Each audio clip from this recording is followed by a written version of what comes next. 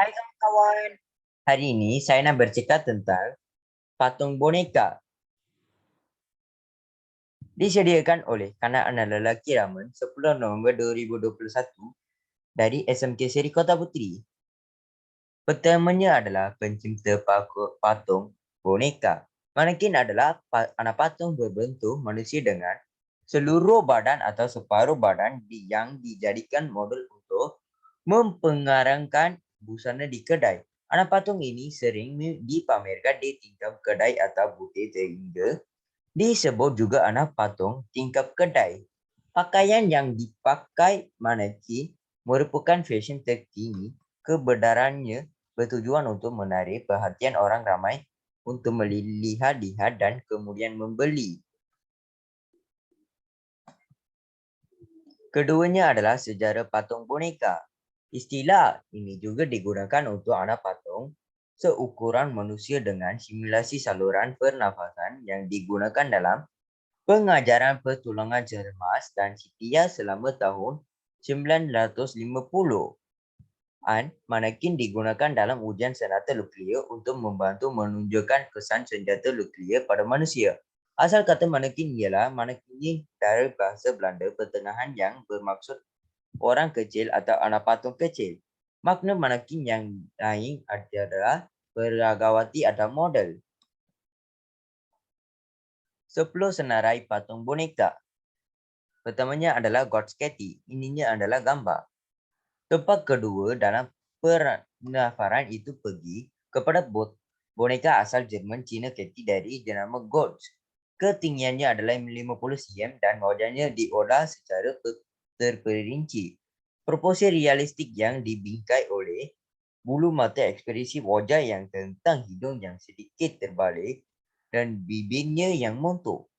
Anak patung gadis itu tidak kelihatan seperti anak patung bayi. Ia agak model seorang gadis berusia 5 hingga 7 tahun berpakaian bergaya, pakaian ketat, selipar dan topi dan kacamata hitam berbingkai menyelesaikan imej. Keduanya adalah Barbie DHL82 Moment Unlimited. Ininya adalah gambar. Dalam berbagai alam patung Barbie, perhatian pakar ditarik model Barbie pergerakan tambahan dengan ketinggian standar 29 cm. Ciri-cirinya adalah sendi bergerak lengan dan kaki yang boleh dibengkokkan memberi model kedudukan dan kedudukan dari duduk sederhana untuk yoga asanas yang rumit. Seterusnya adalah Metal Disney Princess.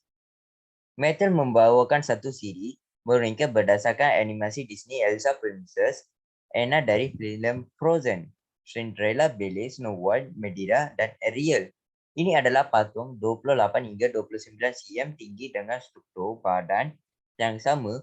Mereka berbeza dengan panjang rambut dan warna sedikit ciri wajah serta pakaian. Puteri boleh dibeli secara berasingan. Permainan set rumah kuda istana semuanya boleh digabungkan dengan satu sama lain kerana saiz yang sama. Zap penciptaan bayi lahir sister. Yang pertama dalam kategori anak patung, kategori dan Zap creation of the baby born free model sister adalah tinggi 43 cm. Dia adalah kebiasaan anak patung interaktif yang terkenal di dunia untuk kanak-kanak perempuan berumur 3 tahun. Kakak adalah berambut perang dengan rambut panjang, kakinya dibengkokkan pada lutut. Oleh itu, anda boleh menaman seperti yang anda suka dan set mainan itu keseimbangan dengan baik. Ano Timo Juan Bella dengan gandengan. Di tempat keduanya adalah patung-patung bayi berusia 2 tahun oleh Bella dari jenama Altinimo Juan. Ketinggiannya adalah hanya 42 cm. Seperti bayi yang sebenar, dia juga tahu bagaimana menangis. Terima kasih kepada suara yang berkualiti tinggi yang realistik yang bertindak menangkap ketiga puting dimasukkan ke dalam mulutnya. Mata Bella dia menutup, ia tidak mahu bagaimana untuk minimum. Ini disebabkan oleh prestasi mainan luar biasa. Zap Creation Baby Annabelle. Ana patung bayi Z creation by Annabelle mirip dengan bayi yang sebenar, mengulangi semula tindakan prototipe, menangis dengan air mata menangis, bersukai kata dan melalui suara bertindak meludah, bahkan berjalan di tanda selepas makan. Komunikasi dengan mainan itu benar-benar interaktif untuk meletakkan Annabelle ke tempat tidur anda memerlu mengunjungannya sempasa aktiviti bermain mainan. Makan dari peminum botol lengkap memberi dummy. Spying Alice. Penekanan utama secara produktif dibuka pada pakaian-pakaian sutra dengan potongan di pinggang dan skirt yang berbelas dihiasi dengan kolar berdiri.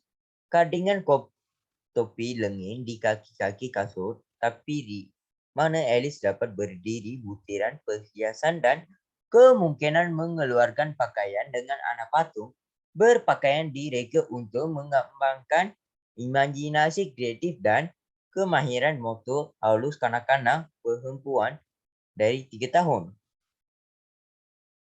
Huraikan patung boneka dan kegunaannya. Boneka merupakan sesuatu benda atau barang yang menyerupai patung. Biasanya boneka selalu digunakan untuk mengajar kelas pemulihan dan prasekolahnya dijadikan sebagai bahan bantuan mengajar. Selain itu, boneka adalah salah satu hiburan untuk orang zaman dahulu seperti wayang kulit. Boneka juga boleh dijangkauan permainan untuk anak kecil dan juga boleh dijadikan perhiasan bilik atau rumah, terutamanya untuk anak perempuan. Kelebihan patung boneka. Boneka adalah satu bahan bantu mengajar yang sangat berguna untuk guru menyampaikan pengajaran dan pembelajaran kepada kanak-kanak sekolah dan juga prasekolah. Ia boleh digunakan sebagai alat bantu untuk menyampaikan cerita atau mesej bagi menerapkan nilai-nilai murni dalam diri kanak-kanak. Kekurangan patung boneka. Girl terikat kepada anak patung itu sebagai orang saudara perempuan atau kanak-kanak anda semasa dalam kes kegagalan pada kanak-kanak bermula banyak tekanan.